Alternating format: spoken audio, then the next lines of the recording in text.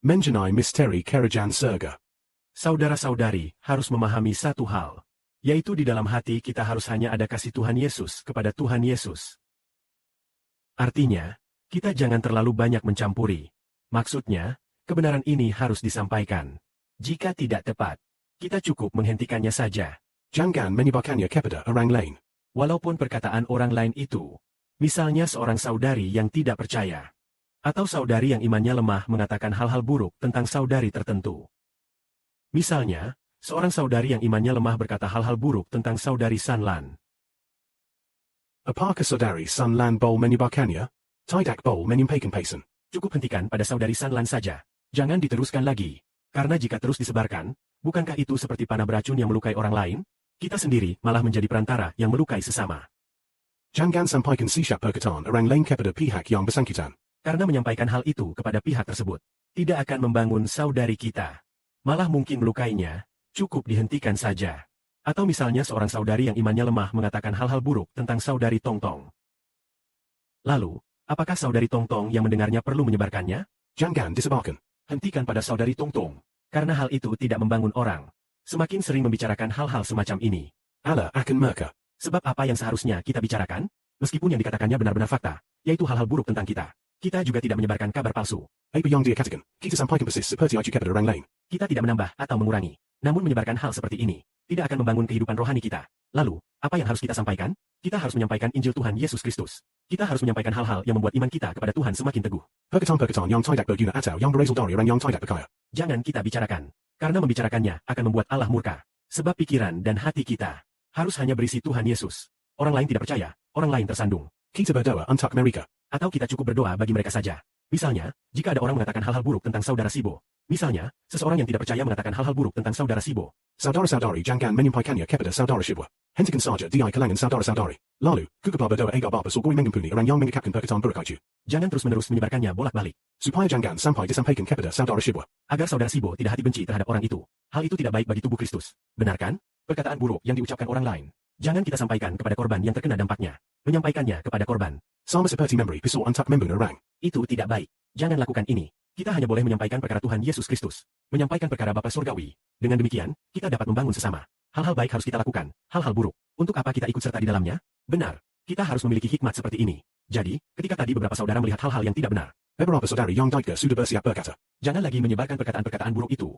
Sebarkan kasih Tuhan dan kasih Bapa Surgawi. Dan ketika kita beribadah kepada Bapa Surgawi, saudara Sibo juga melihat bahwa urutan beberapa saudara-saudari kurang tepat.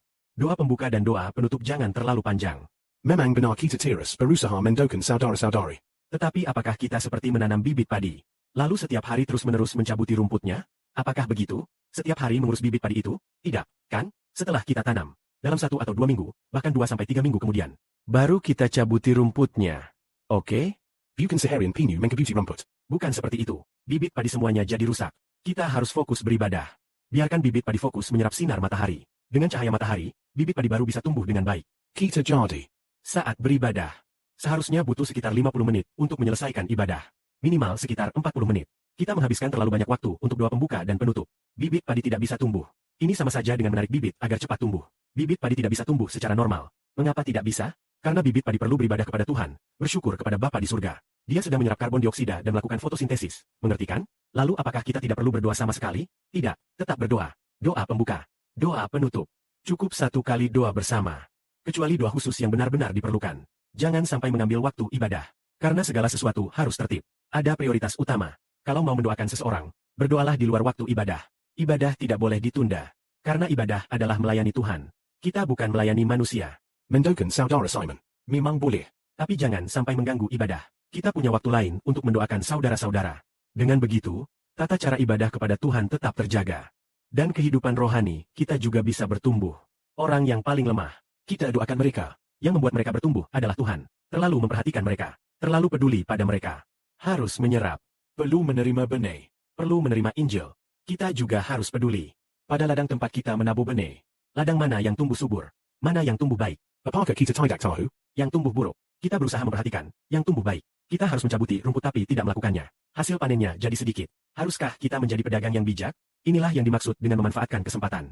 Perkataan yang tidak perlu disampaikan. Jangan disebarkan. Abaikan saja, hentikan segera. Tempat ini justru jadi tempat menyebarkan. Kita malah menjadikannya tempat sampah.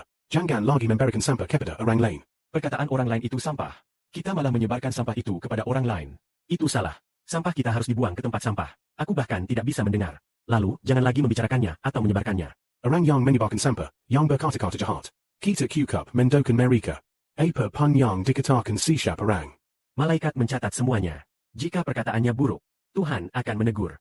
Jika berlebihan, Tuhan bahkan bisa mencabut berkat tersebut. Memberikannya kepada orang yang layak. Setiap orang harus bertanggung jawab atas dirinya sendiri. Jadi kita tidak hanya tidak boleh terlalu memperhatikan orang lain, terlalu memperhatikan diri sendiri. Setiap kita harus bertanggung jawab atas kehidupan rohani kita sendiri. Sepenuhnya bertanggung jawab kepada Tuhan. Karena kelak setiap orang harus mempertanggungjawabkan setiap perkataan dan perbuatannya. Supaya saudara-saudara takut akan Bapa dan Tuhan. Memperhatikan kehidupan rohani sendiri. Lebih daripada memperhatikan diri sendiri. Agar orang lain juga memperoleh kehidupan yang utuh sepenuhnya. Barulah itu hikmat sejati. Hormat dan kemuliaan bagi Bapa dan Tuhan. Amin.